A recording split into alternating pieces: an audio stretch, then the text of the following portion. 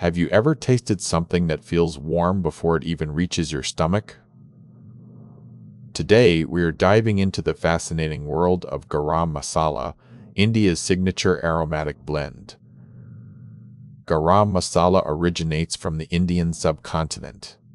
The name translates to warm spices in Hindi, where garam means warm or hot, and masala simply means spice mix.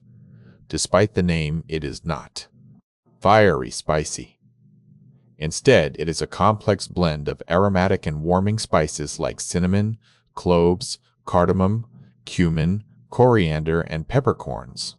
The magic lies in the aroma. Ingredients like clove, cinnamon, black pepper, and cardamom are carefully selected to create a scent that hits your senses before the first bite. This blend is considered true soul food in India.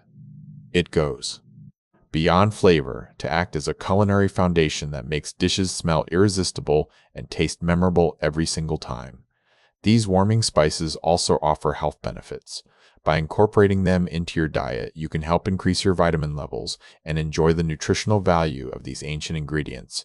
So remember, when you cook with garam masala, you are using a blend designed to warm your body and soul, not just burn your palate.